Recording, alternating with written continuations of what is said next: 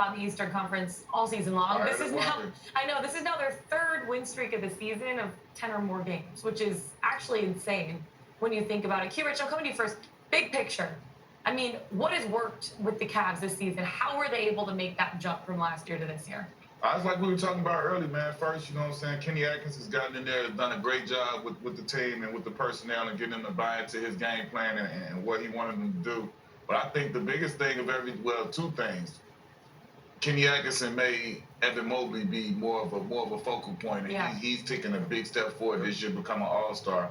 But also, I think the chemistry that Garland and Mitchell have developed over the in between the 2 years, it's allowed, like you said, Donovan's taken sort of a step back in his scoring, and he's allowed Darius Garland to take a step forward, and it's been better for them as a team as a whole with them doing those things. And I think, you know, that's lended itself to them leading the season wire to wire with the best record. Yeah, and you talked about DeAndre Hunter too, just getting him the acquisition. I mean, you heard Spida say he's like, maybe he needs to be sixth man of the year after we get him, you know. But he had 16 points on the night. He shot 50% from the field. I mean, he's a great addition to this Cleveland team too.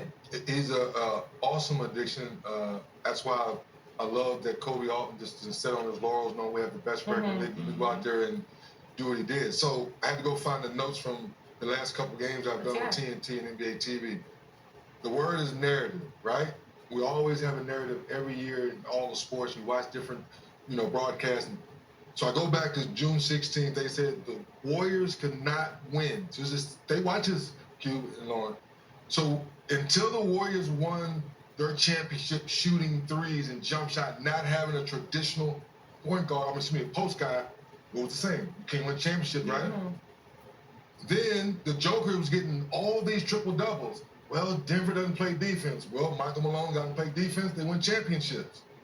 Early in JT and JB's career, they had Kyrie, Scary Terry, young Al Horford, Robert Williams. Then they got thrusted into the spotlight. Then they said, well, JT and JB cannot win championships. Break them up. Brad Stevens says, no, we're not breaking them up. Keep them together. So now the narrative is Cleveland can't win with two big guys. They can't win with a small backcourt. Their bench wasn't deep enough last year. So that's their narrative.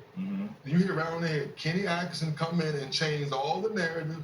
Donovan's doing less to get more. You called it. Evan Mobley's playing better basketball, playing point forward at times. The question now, do you believe? Do you believe what Kobe Altman has done, putting this team together? And just like you said with OKC, they've checked all the boxes. Yeah. Do you believe you can beat Boston and claim 7, Q? I don't think they can. Oh, no. You don't think they can, or you think they believe they can? Ooh. Well, they better believe that. There you go. There you go. That's my point. Up here is different. I can believe they better believe. I know Donovan believed. I believe he believed when I saw him talk about it. And he spoke. He said, hey, I expect everybody to think that. Until we go do it, y'all should think that. So I like the way he talking. He got the right attitude about it. But they, in that locker room, they better believe. Yeah. So that's, for me, why when we sit back and kind of watch the games, like, okay, you do your homework. It's about believing. And that's what our league is all about, is that when you go into Game 7 in someone else's backyard and you earn the opportunity, no one's giving it to you, to win that game. So now you've earned the right to have the best record in the NBA. So you can have Game 7 in your building, sleep in your bed, have your chef or your wife, whatever it is, to get that win, right? It's all about that comfortability. Yeah. But most people still say Boston gonna win Game 7. That's interesting. Right? Unless you live in Cleveland. Yeah. I as much as we watch TV, you got your own podcast, most people are still picking Boston in Game 7. So until Cleveland say, you know what, JT and JB, it's my turn to be champion. Yeah.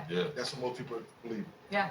And Cleveland in their locker room, they're believing that they're going to take this thing all the way. So we'll see how it plays out. Only 10 losses on the season. They have the best record in the NBA. Unbelievable year for the Cleveland Cavaliers. And it's still